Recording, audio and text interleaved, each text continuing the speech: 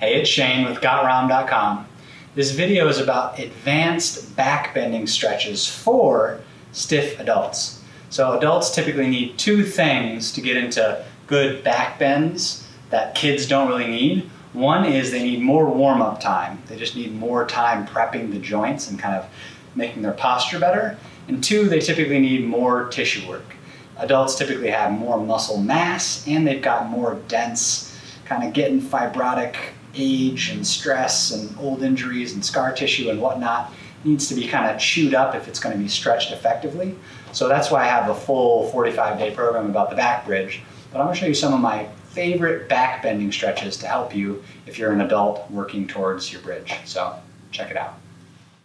The first and most important thing is your thoracic spine, your upper back.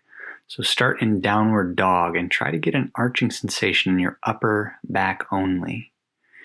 You can do a couple minutes of warm-up with that, but when you're ready, progress to this slightly more intense upper back stretch.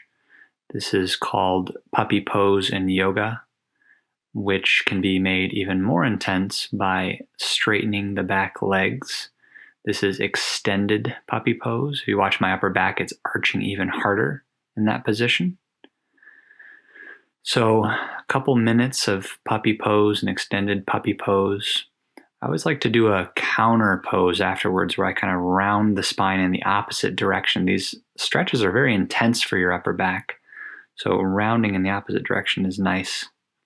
But then again, we're working on that upper back flexibility. I'm on my fingertips. This is super key. I'm trying to arch and pull from my upper back. You should feel no pressure in your low back, and you should keep your glutes squeezed this entire time during all bending exercises and all back bending exercises. Glutes squeezed, arch from the upper back. Then I flow into kind of a counter pose, rounding my spine. This just makes it feel better. It just feels safer after you do this. Then moving on to shoulder mobility. We're going to work on shoulder flexion against a wall, using a wall as a prop. Again, my head is looking up a little bit, or it can be looking down, wherever's most comfortable for your neck, and you're feeling the arching sensation squarely between your shoulder blades. That is the key. If you feel this in the low back, that's a mistake. That's a problem. So feel it in your upper back.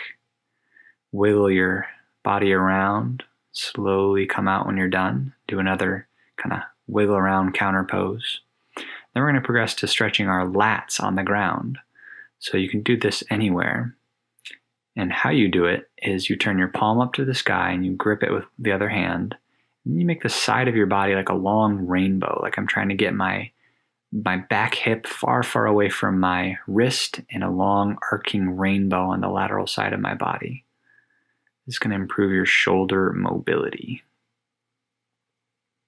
Switching to the other side, getting that lat stretch. Notice my foot comes way out to the side to kind of counterbalance me so I don't fall over. And I'm just breathing, sighing, relaxing, feeling those muscles elongate. This is another view on it. Same lat stretch. This is super important if you're going to get into the full back bridge, that you have really good shoulder flexion, aka shoulders over your head range of motion. Armpits by your ears, biceps by your ears. So stretch both lats, twist, twist, twist the side of your body. See what that feels like. Doing a little kind of wiggling and vibrating, which is a subtle way of getting the nervous system to relax a little bit more.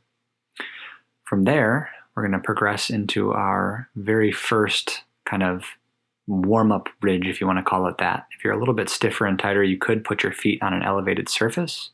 But since this is a video about advanced back bending, then we'll start from the ground. So from here, all my mind's attention right now is on my upper back.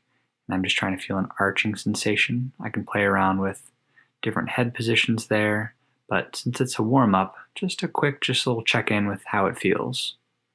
Again, here's the infamous counter pose, stretching my upper back into flexion, gentle flexion, just kind of normalizing how everything feels. This would be my second or third bridge attempt. For me, it was my second, but you are welcome to do several attempts of kind of the bridge and slowly work into deeper and deeper ranges. In fact, I recommend it. Go for your maximum kind of stretch, arch that upper back, head through the arms, looking up to the ceiling if that's comfortable. And then slowly come back down one vertebrae at a time and counter pose. This counter stretch just helps make your spine not feel like it's been arched too hard, which can feel a little not good. So counter pose. You can even do it for reps if you want to get a little core workout in. And then one of the final tests for your range of motion is chest to wall back bridge. It kind of gives you a target. So my wrists are against the wall, and then I see if I can get my chest to touch the wall. So you can get up on your toes, and then when your chest touches, congratulations, that's quite good. So those are a couple advanced back bending stretches for stiff adults. Like I said in the beginning of the video, there's a lot more that adults need to do tissue work on their shoulders and on their upper back and things like that. So if you're interested in getting your back bridge, check out the full 45-day back bridge program at my website. And also let me know in the comments which one of those exercises that you just saw that you tried, which one was the hardest and which one you liked the most. And then I'll see you in the next video.